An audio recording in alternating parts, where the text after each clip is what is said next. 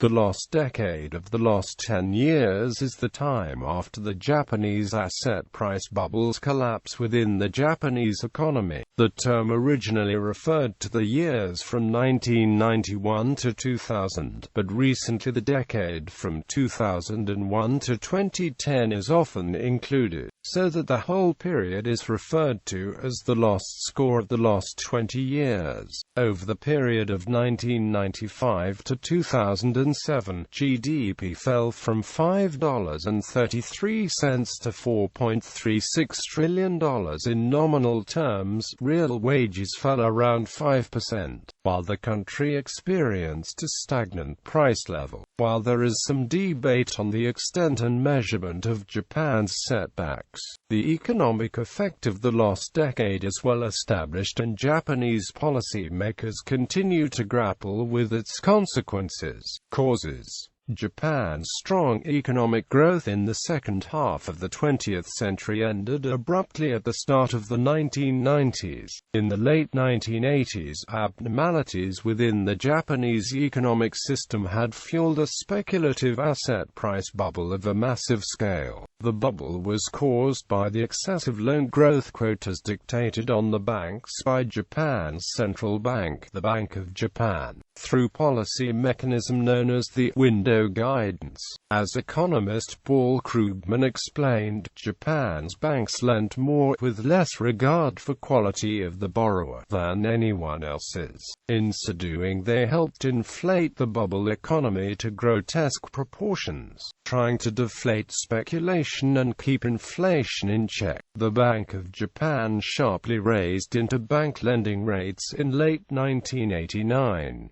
This sharp policy caused the bursting of the bubble, and the Japanese stock market crashed. Equity and asset prices fell, leaving overly leveraged Japanese banks and insurance companies with books full of bad debt. The financial institutions were bailed out through capital infusions from the government, loans and cheap credit from the central bank, and the ability to postpone the recognition of losses, ultimately turning them into zombie banks. Jalman Onaran of Bloomberg News, writing in Salon, stated that the zombie banks were one of the reasons for the following long stagnation. Additionally, Michael Schumann of Time magazine noted that these banks kept injecting new funds into unprofitable zombie firms to keep them afloat, arguing that they were too big to fail.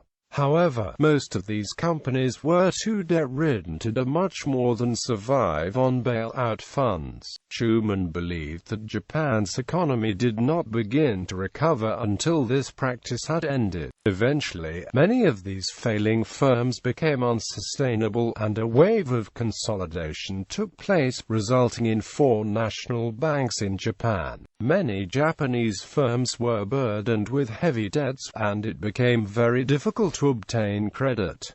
Many borrowers turned to Sarikhan for loans. As of 2012, the official interest rate was 0.1%. The interest rate has remained below 1% since 1994. Effects: despite mild economic recovery in the 2000s, conspicuous consumption of the 1980s, such as lavish spending on whiskey and cars, has not returned to the same pre-crash levels. Difficult times in the 1990s made people frown on ostentatious displays of wealth, while Japanese firms such as Toyota and Sony, which had dominated the respective industries in the 1980s, had to fend off strong competition from rival firms based in other East Asian countries, particularly South Korea. Many Japanese companies replaced a large part of their workforce with temporary workers who had little job security and fewer benefits. As of 2009, these non-traditional employees made up more than a third of the labor force, and for the wider Japanese workforce, wages have stagnated. For the peak in 1997, real wages have since fallen around 13%, an unprecedented number among developed nations.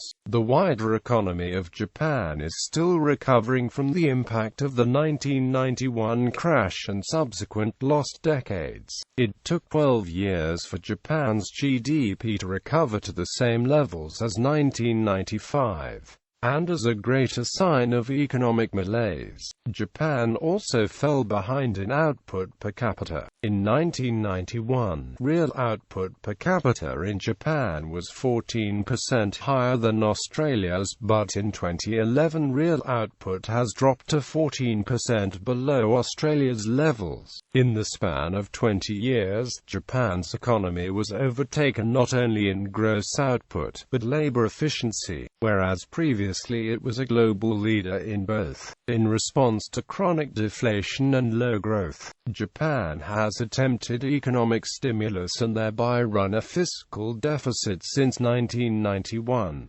These economic stimuli have had at best nebulous effects on the Japanese economy and have contributed to the huge debt burden on the Japanese government. Expressed as a percentage of GDP at 240%, Japan has the highest level of debt of any nation on earth. While Japan's is a special case where the majority of public debt is held in the domestic market and by the Bank of Japan, the sheer size of the debt demands large service payments and is a worrying sign of the country's financial health. Interpretation. Economist Paul Krugman has argued that Japan's lost decade is an example of a liquidity trap. He explained how truly massive the asset bubble was in Japan by 1990, with a tripling of land and stock market prices during the prosperous 1980s. Japan's high personal savings rates, driven in part by the demographics of an aging population, enabled Japanese firms to rely heavily on traditional bank loans from supporting banking networks, as opposed to issuing stock or bonds via the capital markets to acquire funds. The cozy relationship of corporations to banks and the implicit guarantee of a taxpayer bailout of bank deposits created a significant moral hazard problem, leading to an atmosphere of crony capitalism and reduced lending standards.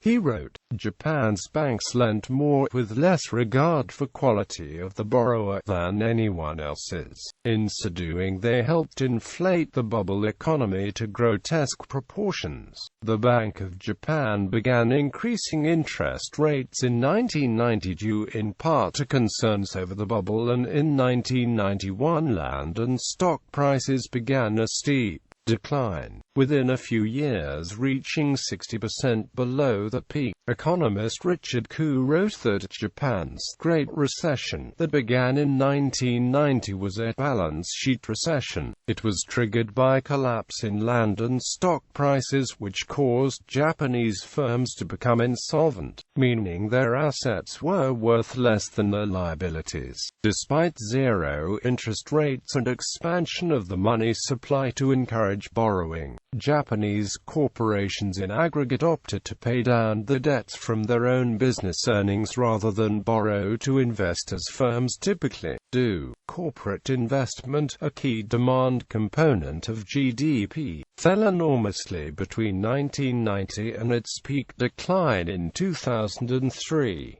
Japanese firms overall became net savers after 1998, as opposed to borrowers. Koo argues that it was massive fiscal stimulus that offset this decline and enabled Japan to maintain its level of GDP. In his view, this avoided a US-type Great Depression, in which U.S. GDP fell by 46%. He argued that monetary policy was ineffective because there was limited demand for funds while firms paid down their liabilities. In a balance sheet recession, GDP declines by the amount of debt repayment and unborrowed individual savings, leaving government stimulus spending as the primary remedy. Economist Scott Sumner has argued that Japan's monetary policy was was too tight during the lost decade and thus prolonged the pain felt by the Japanese economy. Economists Fumio Hayashi and Edward Prescott argue that the anemic performance of the Japanese economy since the early 1990s is mainly due to the low growth rate of aggregate productivity. The hypothesis stands in direct contrast to popular explanations that are based in terms of an extended credit crunch that emerged in the aftermath of a bursting asset bubble. Quote, "They are led to explore the implications of the hypothesis on the basis of evidence that suggests that despite the ongoing difficulties in the Japanese banking sector, desired capital expenditure was for the most part fully financed. They suggest that Japan's sluggish investment activity is likely to be better understood in terms of low levels of desired capital expenditure and not in terms of credit constraints that prohibit firms from financing projects with positive net present value. Monetary or fiscal policies might increase consumption in the short run, but unless productivity growth increases, there is a legitimate fear that such a policy may simply transform Japan from a low-growth, low-inflation economy to a low-growth, high-inflation economy." In her analysis of Japan's gradual path to economic success and then quick reversal, Jennifer Amyx noted that Japanese experts were not unaware of the possible causes of Japan's economic decline. Rather, to return Japan's economy back to the path to economic prosperity, policymakers would have had to adopt policies that would first cause short-term harm to the Japanese people and government. Under this analysis,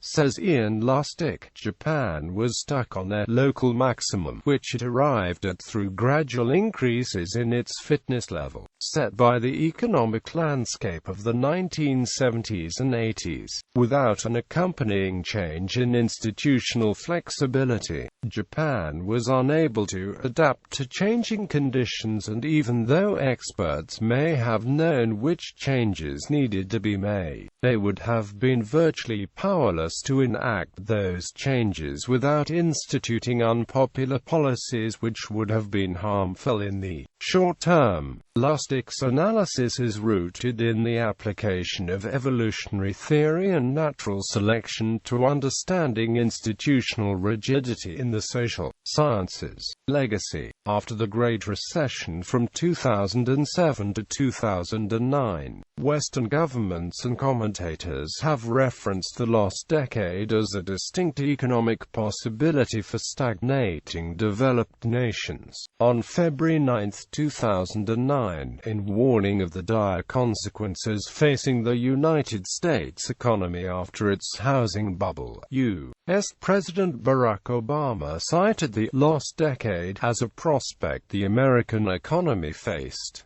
And in 2010, Federal Reserve Bank of St. Louis President James Bullard warned that the United States was in danger of becoming enmeshed in a Japanese-style deflationary outcome within the next several years. More than 23 years after the initial market crash, Japan is still feeling the effects of lost decade. However, several Japanese policymakers have attempted reforms to address the malaise in the Japanese economy. After Shinzo Abe was elected as Japanese Prime Minister in December 2012, Abe introduced a reform program known as Abenomics, which addresses many of the issues raised by Japan's lost decade. His 3 arrows of reform intend to address Japan's chronically low inflation, decreasing worker productivity relative to other developed nations, and demographic issues raised by an aging population. Investor response to the announced reform has been strong, and the Nikkei 225 rallied to 20,000 in May 2015 from a low of around 9,000 in 2008. The Bank of Japan has set a 2% target for consumer price inflation, although success has been hampered by a massive sales tax increase enacted to protect the government's balance sheet.